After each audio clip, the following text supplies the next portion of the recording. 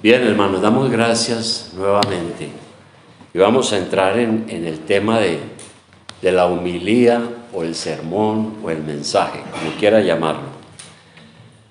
Ahora, en el día de hoy estamos terminando una serie de sermones expositivos sobre la carta del apóstol San Pablo a los Colosenses. Terminamos hoy. Y espero, hermanos, que haya sido de gran bendición el estudio de esta carta. Y quisiera, como un recordatorio, volver a repetir algo que hemos dicho algunas veces al comenzar aquí este estudio. Recordemos que el apóstol Pablo escribió esta carta en el año 60 al 61 después de Cristo. 60 al 61 después de Cristo.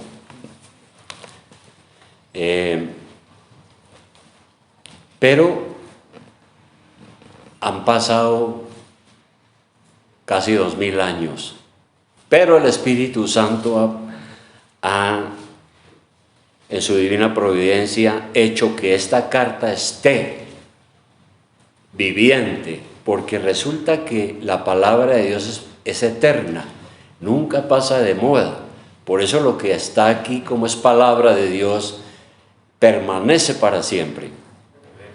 Nosotros morimos y los años pasan y las naciones pasan y las generaciones pasan, pero la palabra de Dios permanece para siempre. Y la iglesia está anclada ahí, en lo que el Señor ha dicho. No ningún hombre. Claro, usó a los hombres, pero los inspiró el Espíritu Santo. Ahora, Pablo escribió esta carta estando preso en Roma y sentenciado a muerte cuando escribió esta carta. Y la escribió a esa ciudad de Colosas, en el Asia Menor, dicen que es donde hoy en día está más o menos Turquía.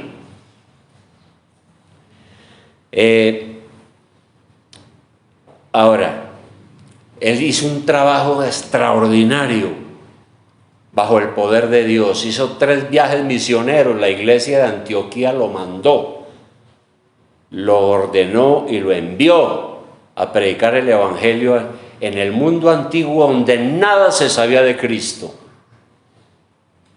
donde la gente viviera con sus propias creencias y con todas las aberraciones y pecados que tiene una sociedad cuando no tiene el temor de Dios en su corazón. Hizo un trabajo extraordinario, pero el trabajo no lo hizo solo. Él tuvo que reunir unos colaboradores. Yo siempre he dicho, yo tampoco puedo hacer este trabajo solo en la iglesia. Necesito de colaboradores. El propio Señor Jesucristo, siendo el Hijo de Dios, hecho hombre, necesitó a 12. Y dice la Biblia que escogió a 12 apóstoles. La palabra apóstol significa enviado. Escogió a 12 enviados para prepararlos y enviarlos al mundo. Y por eso tenemos estas cartas hoy de aquellos hombres iluminados y inspirados por el Espíritu Santo, que escribieron estas cartas que conocemos como el Nuevo Testamento y que Dios ha intervenido para que permanezcan hasta nuestros días y podamos conocer cuál es la voluntad de Dios. Se trata del Evangelio, claro. El apóstol Pablo entonces tuvo unos colaboradores para fundar la iglesia. La iglesia la fundó Jesucristo, pero ellos fueron los que regaron la semilla y fundaron iglesias en todo el antiguo imperio romano. El apóstol Pablo reconoce eso en sus cartas. Si usted lee el Nuevo Testamento se va a dar cuenta.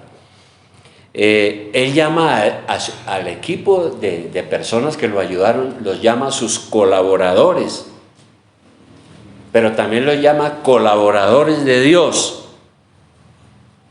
Colaboradores de Dios.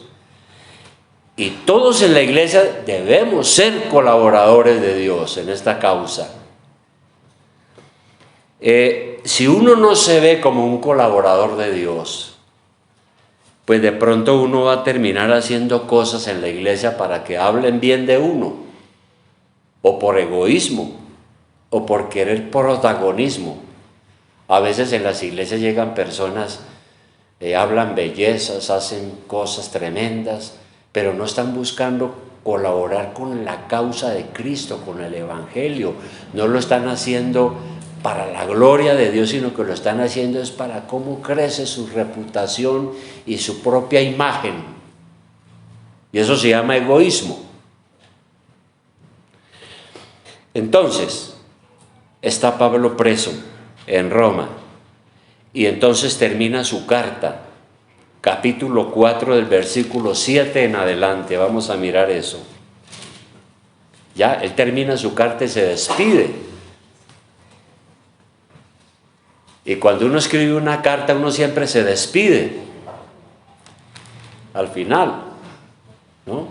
Aquí Pablo está despidiéndose. De manera que a partir del versículo 7 hasta el final de esta carta, que es lo que vamos a ver ahora. Pero en esa despedida del apóstol San Pablo, al finalizar su carta, uno se da cuenta de algunas características de esos colaboradores, de ese equipo que tenía el apóstol Pablo. Y él menciona una cantidad de personas aquí. Y cuando uno lee esa carta, al final tal vez se aburre, o algunos ni les prestan atención a eso, ¿no? Está nombrando un poco de gente y de personas. No, ya no es tan interesante. Pero resulta que eso tiene mucha enseñanza. ¿Cómo era ese equipo que él tenía? Vamos a leer poco a poco esto y vamos mirando eso. 7 dice: todo lo que a mí se refiere, os lo hará saber Tíquico. Ahí nombra el primero, Tíquico, amado hermano y fiel ministro y consiervo en el Señor, el cual he enviado a vosotros para esto mismo, para que conozca lo que a vosotros se refiere y conforte vuestros corazones. Resulta que que se llama Tíquico, que eran nombres muy conocidos en esa época, por medio de él fue que el apóstol le envió esta carta que conocemos como los Colosenses, porque él estaba preso en Roma. Entonces le dice a Tíquico, un colaborador: usted sirva de correo humano. En esa época no había internet, no había postal, no había nada. Los mensajes tenían que ser por mensajeros vivos que tenían que coger a veces barco o andar muchas semanas y meses para llegar con su mensaje. Menciona aquí a Tíquico, el que le va a llevar esta carta que él acaba de escribir, pero de paso lo explica ahí al final. Y él lo llama amado hermano.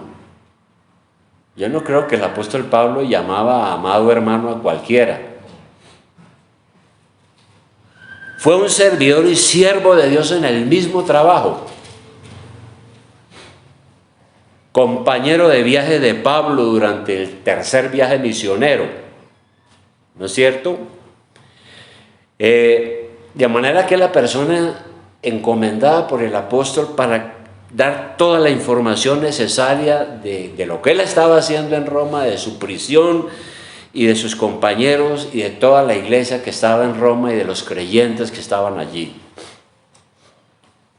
Bien, pero ese Tíquico fue acompañado por otro. Ahora vamos al versículo 9. Entonces Pablo dice: mire, lo que quieran saber de mí, se lo hará saber Tíquico.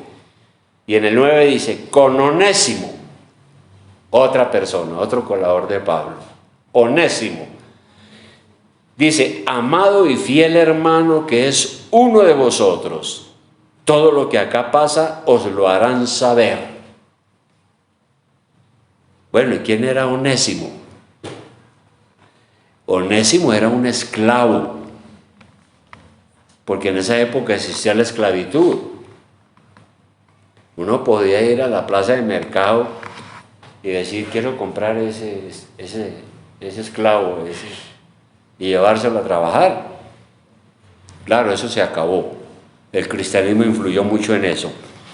Ahora, se cree que Onésimo era esclavo en Colosas y escapó y llegó a Roma. Y en Roma visitó a Pablo en la prisión. Y Pablo le predicó el evangelio y se convirtió a Cristo, el esclavo. Y en ese momento empezó a servir naturalmente al ministerio del apóstol Pablo y lo hizo por amor a Cristo. Él fue encargado con Tíquico entonces de llevar esta carta que estamos leyendo hoy. Ahora, al mismo tiempo, como él era un esclavo de un amo que había allá en esta ciudad de Colosas, también Pablo le manda una carta al amo por medio de él mismo, del esclavo. Ese amo se llamaba Filemón.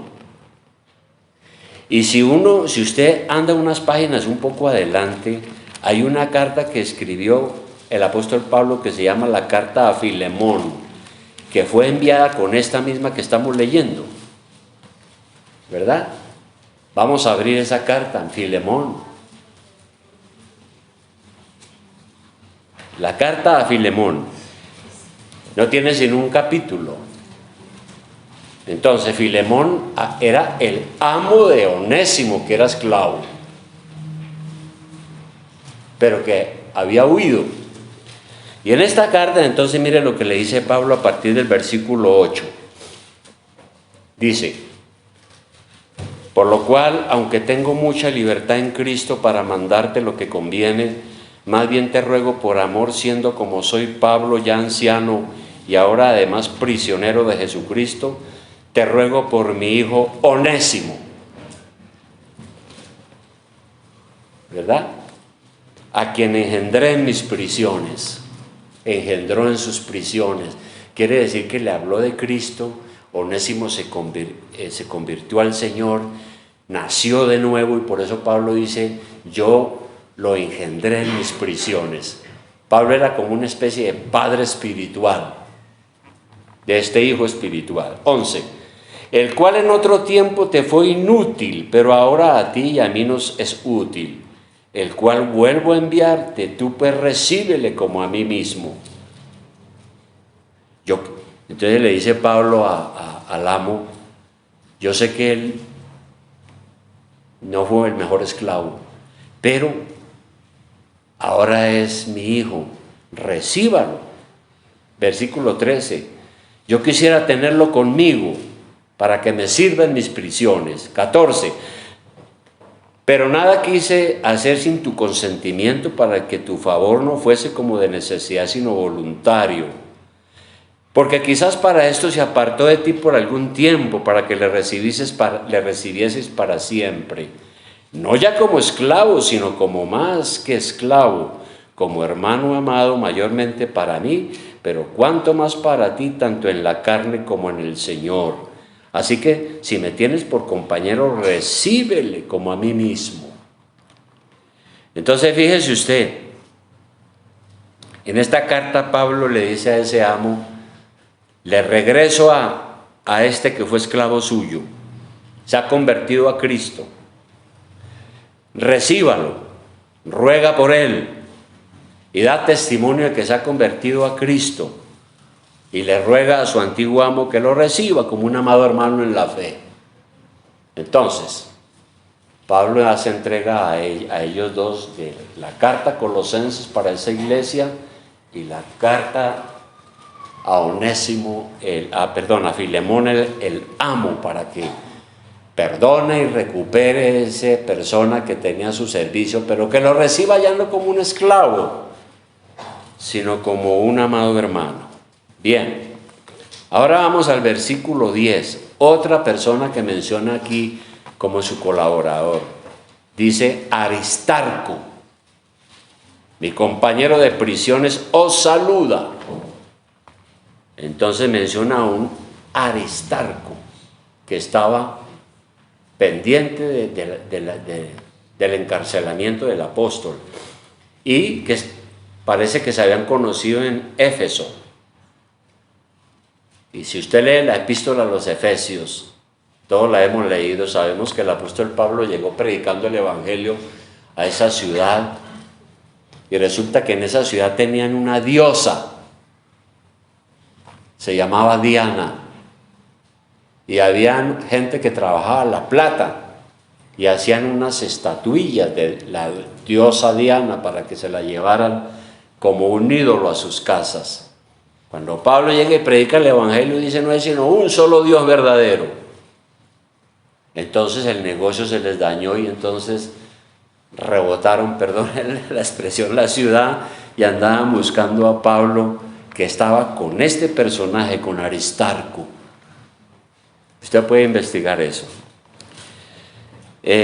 Fueron víctimas de una persecución en esa ciudad. Y sigue Pablo diciendo: Aristarco, mi compañero de prisiones, os saluda, y Marcos, el sobrino de Bernabé, acerca del cual habéis recibido mandamientos. Si fuere a vosotros, recibidle. Entonces menciona aquí a un Marcos. ¿Quién es ese Marcos? Bueno, ese nombre sí es más hispano, ¿no? Era un sobrino de Bernabé, que fue un gran pastor también y diácono. Este Marcos fue el que escribió el Evangelio de San Marcos.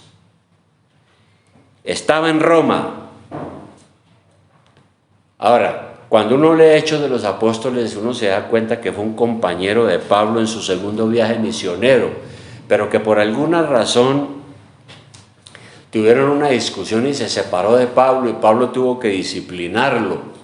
Pero aquí nuevamente está con Pablo y por eso lo recomienda. Tal vez se arrepintió de eso, no sabemos, pero aquí lo está recomendando el apóstol Pablo. Y luego menciona a otro, Marcos, el sobrino de Bernabé, en el 11, y Jesús, llamado el Justo, que son los únicos de la circuncisión que me ayudan en el reino de Dios y han sido para mí un consuelo.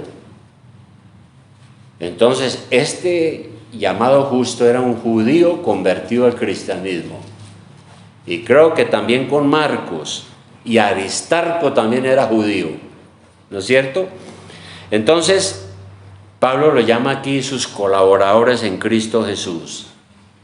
Personas que, aunque habían tenido una religión muy poderosa como los judíos, se habían convertido al cristianismo y ahora estaban ahí con Pablo al lado ayudándolos, ¿no? Eran cristianos, colaboradores de Dios en el ministerio del apóstol.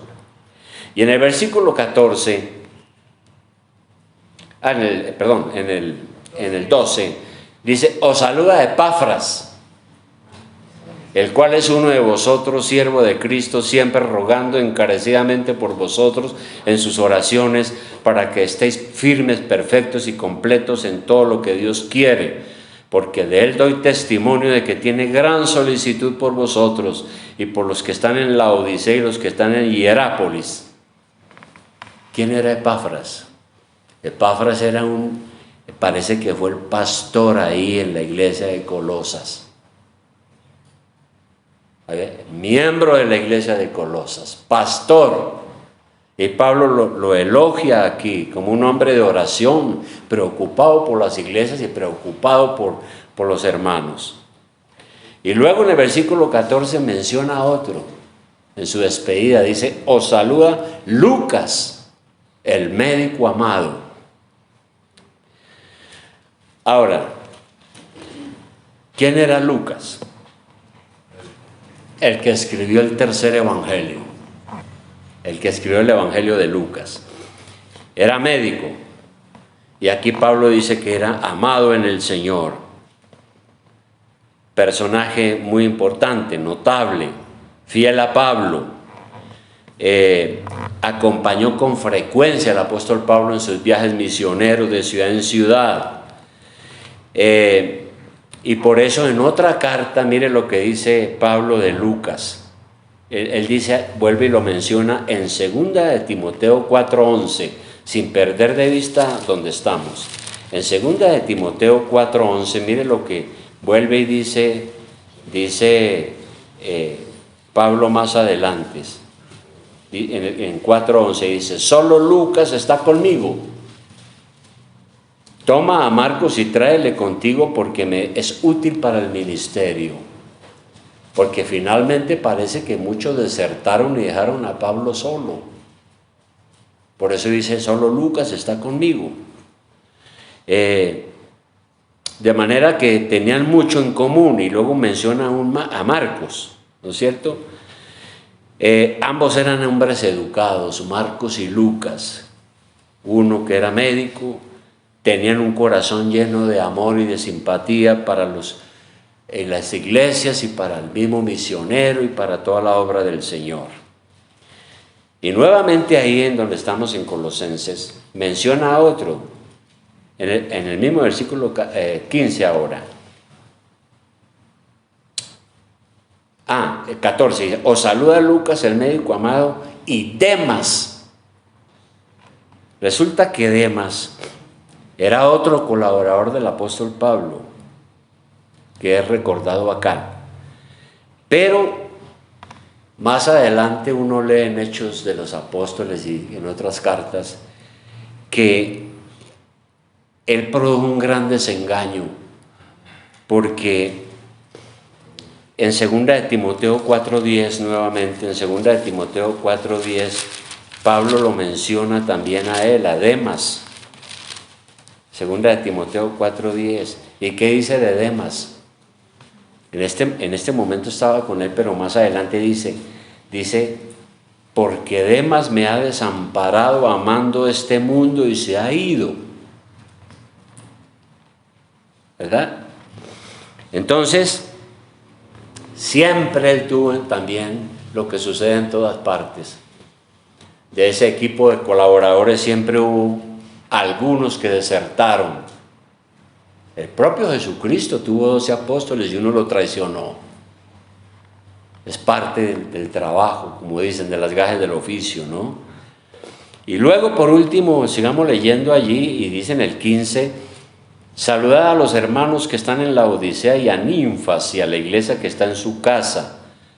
Cuando esta carta haya sido leída entre vosotros, haced que también se lea en la iglesia de los laodicenses, y que la de la Odisea la leáis también vosotros. La Odisea era una ciudad cercana, donde había otra iglesia. Así que menciona a otros aquí que tal vez se reunían en una casa como iglesia de Dios. Y eran gente importante en la iglesia también. Bien.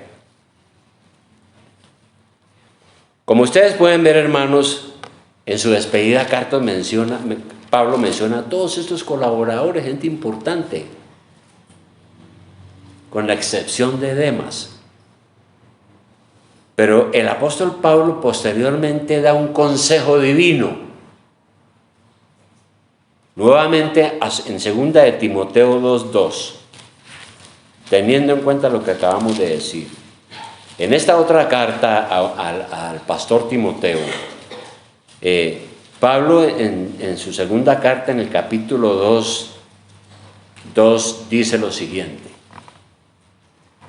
Le dice a este joven pastor que se llama Timoteo: lo que has oído de mí ante muchos testigos, esto encarga a hombres fieles que sean idóneos para enseñar también a otros. ¿Cuál es el consejo divino?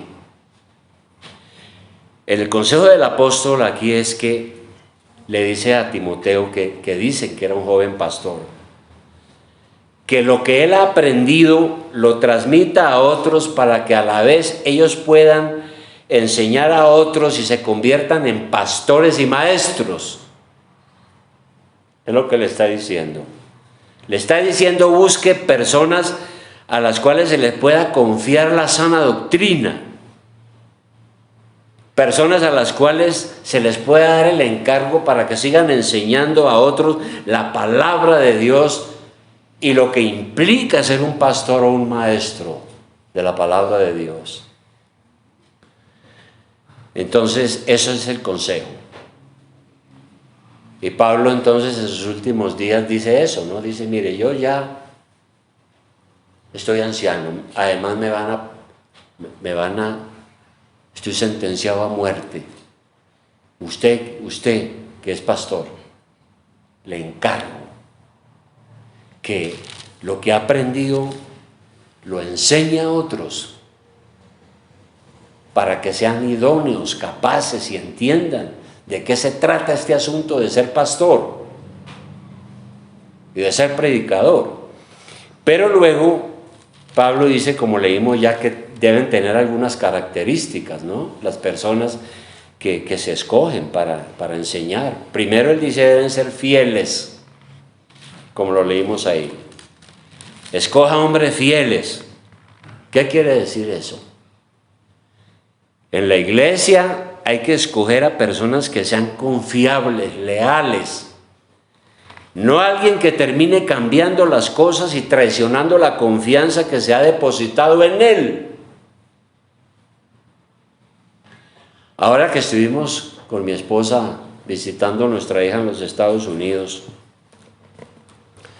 pasamos por una iglesia bautista que decían que era reformada, independiente. Ellos la visitaron y nos dijeron que esa iglesia cambió de pastor. No me dijeron el motivo, tal vez se murió, tal vez se fue de viaje, tal vez renunció, quién sabe. Y trajeron otro pastor que lo cambió todo en la iglesia. Dejó mucho de la doctrina, pero empezó a añadirle a la iglesia una cantidad de prácticas de moda, de tal manera que la iglesia perdió su identidad, lo que la identificó en sus comienzos. ¿Qué pasó? Que el nuevo pastor no fue fiel a lo que se le encargó. No fue fiel.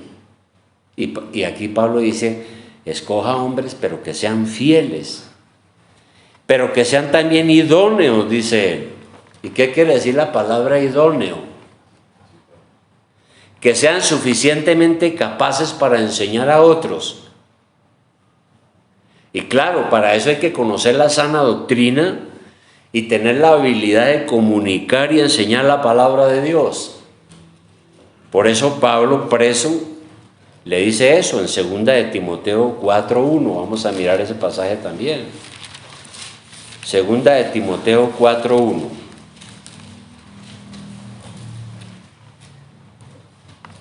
¿Qué dice Pablo después de decirle a Timoteo que escoja gente que sea fiel?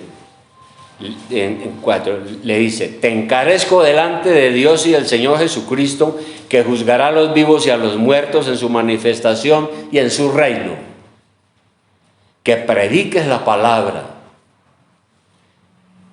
que instes a tiempo y fuera de tiempo, redarguye, reprende, exhorta con toda paciencia y doctrina. Esa era la idea. Porque vendrá tiempo cuando no sufrirán la sana doctrina, o sea, cuando no se aguantarán la buena doctrina, ¿no? Sino que teniendo comezón de oír se amontonarán maestros conforme a sus propias concupiscencias y apartarán de la verdad el oído y se volverán a las fábulas. Que tristemente es lo que a veces sucede, ¿no? Ahora, así las cosas, es muy triste cuando un pastor sale de una iglesia e inmediatamente cunde el pánico, ¿no? La iglesia queda desorientada, no sabe qué camino coger. Y eso ha pasado, ¿no? El pastor se muere, o de viejito ya se retira, o pasa alguna otra cosa, queda sin pastor y la iglesia no sabe para dónde coger. ¿Por qué razón? Puede ser que la culpa fue del mismo pastor que no enseñó a otros líderes. No cumplió con lo que dice aquí, ¿no? Lo que has oído delante de mí y de muchos testigos, esto encarga a hombres fieles que sean idóneos para enseñar también a otros. Entonces, probablemente el pastor no preparó líderes. Puede ser. O también la culpa es de la iglesia porque los que deberían de formarse, no asumieron responsabilidades y no se prepararon, no se preocuparon por la iglesia, no fueron colaboradores de Dios verdaderamente en la iglesia. Y por eso la iglesia está desorientada, sin líderes, no sabe para dónde coger. Lo único que hace es por allá investigar a ver dónde habrá por ahí alguien que pueda predicar este domingo, porque no hay quien lo haga. Y llaman a un pastor: hermano, usted no tiene por ahí un amigo pastor que venga y nos lleve la palabra. Y entonces la iglesia está viviendo desde gente de afuera que viene y le predica la palabra para que pueda tener un predicador ese domingo. Grave. Y un tercer punto que tengo a eso es que seamos agradecidos cuando hay hermanos que sirven en la iglesia, en el ministerio de la enseñanza. Seamos agradecidos. Yo estoy muy feliz con los hermanos y con siervos que han estado colaborando aquí en nuestra iglesia. Estoy muy feliz. Desde los maestros de la escuela dominical. Mire, hermano, aquí en Bogotá hay iglesias donde no hay escuela dominical. Donde si yo tengo un niño de 5 años, un hijo, o de 7 años, o de 10 años, o de 12 años, voy allá y tiene que estar junto a mí, y ahí le coge el sueño.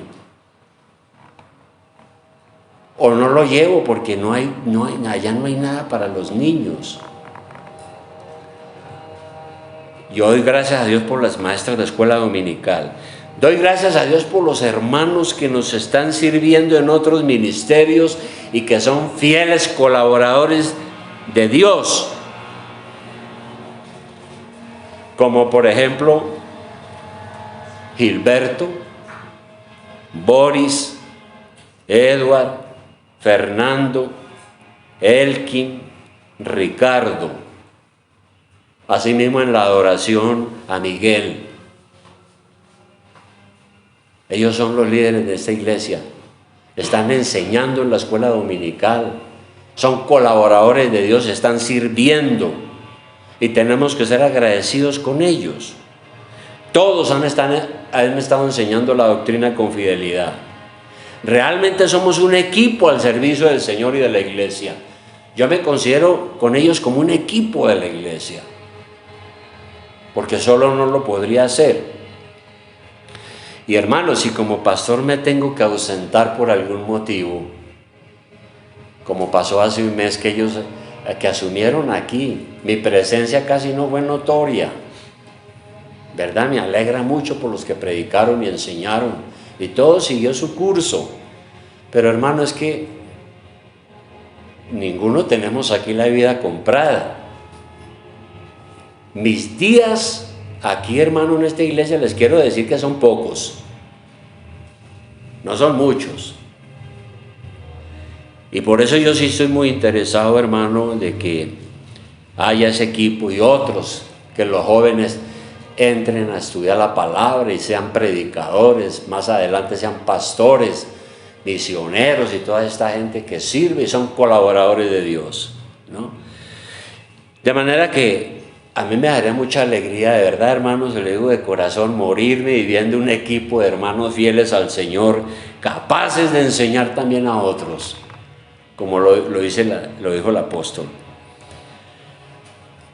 Conclusión a esto, hermanos. Terminemos. Es de sentido natural. Una sola persona no puede cargar con el peso de una iglesia.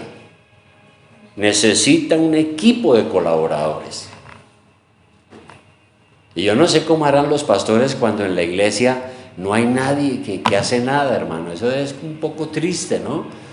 Y entonces el pastor es como el todero. Hay pastores que son toderos en la iglesia, ¿no? Entonces enseñan la dominical, recogen la ofrenda. En las iglesias como las de San Andrés, donde hay campanas, tocan las campanas y hacen todo ellos, ¿verdad? Eso es muy triste. Esos colaboradores naturalmente tienen que ser fieles, confiables, capacitados para enseñar a otros. Por eso aquí tenemos un seminario. Los pastores estamos de paso, como dije, pero la iglesia permanece si hay un buen liderazgo. Si no hay un buen liderazgo, pues la iglesia termina acabándose y vendiendo el predio que es de ustedes, para la gloria de Dios y para que se predique su palabra, ¿verdad? Eso es lo terrible. De manera, hermanos, que tal vez muchos de nosotros venimos del catolicismo romano. Yo me convertí a los 24 años y era católico. Pero en la iglesia católica los feligreses no hacen nada. Todo está en manos de los empleados del cura. Entonces en la iglesia católica el cura paga quien toque las campanas, paga el que prepara todo, las hostias, todo lo paga y la gente le funciona así, ¿verdad? Pero la verdadera iglesia del Señor es otra cosa. Aquí somos colaboradores de Dios. ¿Usted es consciente de eso, hermano, de que usted es un colaborador de Dios? ¿Es consciente de eso? Y que usted es un colaborador de la iglesia, y claro, si lo es de la iglesia, lo es de Dios. De manera que pídale al Señor que lo use en su iglesia y que el trabajo que usted hace aquí en la iglesia lo haga para la gloria de Él. Hay que pedir eso. Dígale al Señor: Señor, ¿en qué puedo yo servir aquí en la iglesia? Yo no soy católico. Yo soy un cristiano de la palabra y quiero ser un colaborador tuyo. Y aquí en la iglesia todos somos colaboradores los unos de los otros, ¿no? Aquí nadie es más digno que otro. Nadie es más importante porque tiene dinero, porque tiene conocimiento o porque tiene estatus social. Aquí todos merecen respeto. Y lo que hacemos aquí lo hacemos para la gloria de Dios. Como lo hizo Pablo, que le dijo al amo: él se convirtió a Cristo, ahora no lo vaya a mirar como un esclavo, sino como un hermano amado en Cristo. Hermanos, nosotros no podemos ser como los fariseos.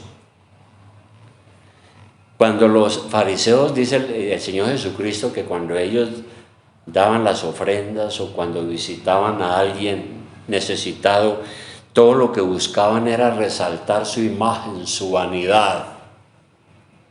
Cuando oraban era de manera ostentosa para que la gente los mirara como gente respetable. Nosotros no podemos ser como los fariseos, ¿verdad? Porque cuando uno da un centavo o ayuda a alguien o sirve en algún ministerio, nosotros no estamos buscando elogios o que nos consideren importantes en la iglesia o que nos abracen o nos aplauden. Pues bienvenidas las felicitaciones, pero si no nos la dan no nos importa, porque somos colaboradores de Dios. Eso es lo importante. De manera, hermano, que así las cosas que vamos a hacer. Ahora, vamos a la práctica, ¿no? Ahí está el detalle. Yo espero, hermano, que no se le olvide este mensaje nunca, hermano. Porque yo digo que yo me puedo morir pronto. Y ustedes son los que tienen que asumir la responsabilidad de esta congregación. Y sus líderes. Y que todo lo que hagamos aquí sea para la gloria de Dios. Aquí no tenemos jefes. ¿No? Los pastores que somos, colaboradores de Dios. ¿Qué hacemos? Orar por usted y buscar la manera de enseñarle a usted la palabra de Dios para que usted sea mejor persona. Pero no somos jefes, ¿verdad? Tenemos un ministerio que Dios nos ha dado entre ustedes, la iglesia. Todos somos colaboradores los unos de los otros. Eso tiene que quedar muy claro. Vamos a orar, hermanos.